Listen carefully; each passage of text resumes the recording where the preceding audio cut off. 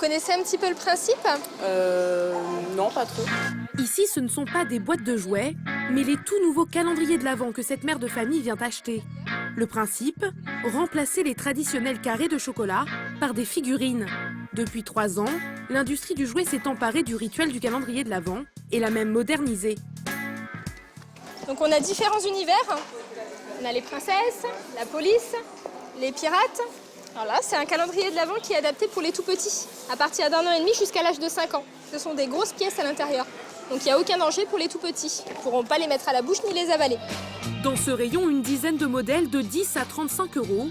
C'est 2 à 7 fois plus cher qu'un calendrier classique. Les calendriers de l'Avent, une tradition d'origine germanique qui remonte au 19e siècle. Depuis quelques années, cette tradition s'est transformée en phénomène de mode. Jouets, parfums ou encore vernis à ongles, le calendrier de l'Avent permet de patienter jusqu'à Noël, pour le plus grand plaisir des petits mais aussi des grands. De 7 à 77 ans, il y en a pour tous les goûts. Prêt-à-porter, voitures de luxe, même les grandes marques veulent avoir leur propre modèle, de 10 à 800 000 € pour le plus cher. Mais offrir 24 petits ou gros cadeaux à seulement un mois de Noël, est-ce bien raisonnable?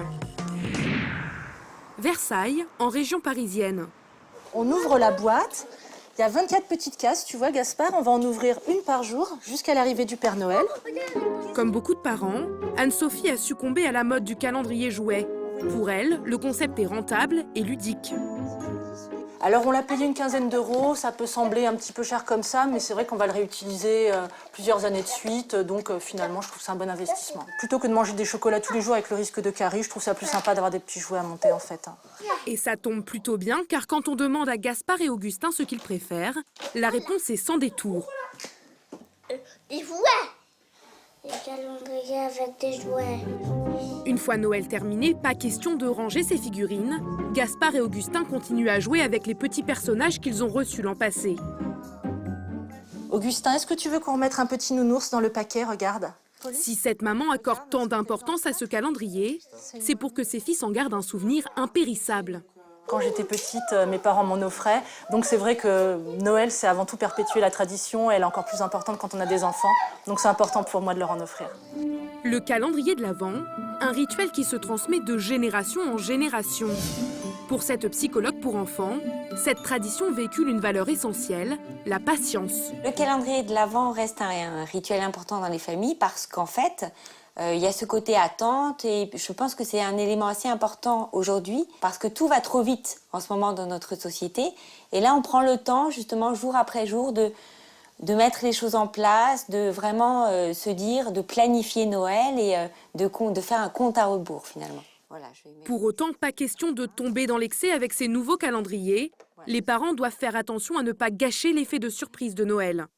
Tant que les calendriers restent dans les petites choses plus symboliques que cadeaux, je suis d'accord, mais il ne faut pas devancer non plus les cadeaux de Noël parce que si l'enfant a 24 cadeaux, des cadeaux, des gros cadeaux, des vrais cadeaux entre guillemets avant Noël, le jour de Noël, il s'attendra vraiment à avoir quelque chose d'exceptionnel. Des petits cadeaux symboliques pour patienter jusqu'à Noël, voilà la recette du succès de ces calendriers. Car ce qui séduit le plus chez les petits comme chez les grands, c'est de recevoir chaque jour une surprise. Et depuis peu, la dernière tendance sur le net, c'est le swap, des adultes qui s'échangent leur calendrier de l'Avent. À Lille, dans le nord de la France, avec Julie, son amie blogueuse, Anne-Lise pratique ce troc pour la 2e année consécutive. Elles vivent à une centaine de kilomètres l'une de l'autre et communiquent via Internet. Je viens de recevoir un mail de Julie, c'est mon amie blogueuse avec laquelle je vais échanger mon calendrier de l'Avent.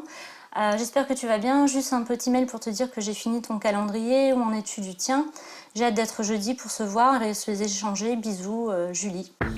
Sur Internet, il existe des centaines de tutoriels pour fabriquer soi-même son calendrier. Les blogueuses comme Anne-Lise et Julie rivalisent d'originalité, car chaque swap peut se retrouver en une des blogs. Le but, c'est surtout d'épater les autres. J'ai fait un petit résumé en fait à la fin de l'ouverture de toutes les petites cases, juste après Noël. J'ai montré jour par jour les différents petits cadeaux, petites surprises que j'avais reçus.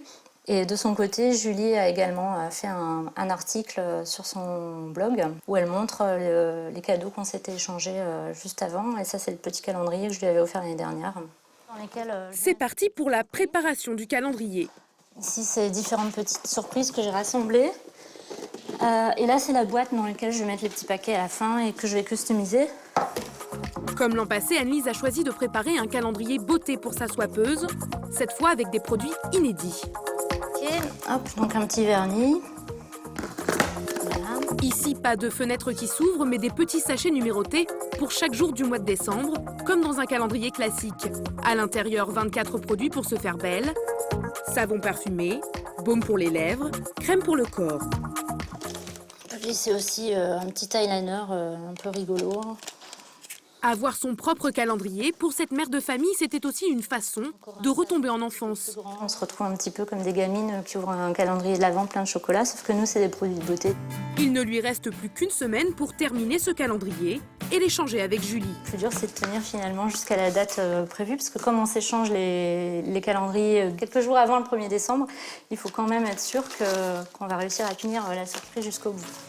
Pour Anne-Lise, pour son amie Julie et pour des millions de Français petits et grands, plus que quelques jours à patienter avant d'ouvrir la première fenêtre du calendrier de l'Avent.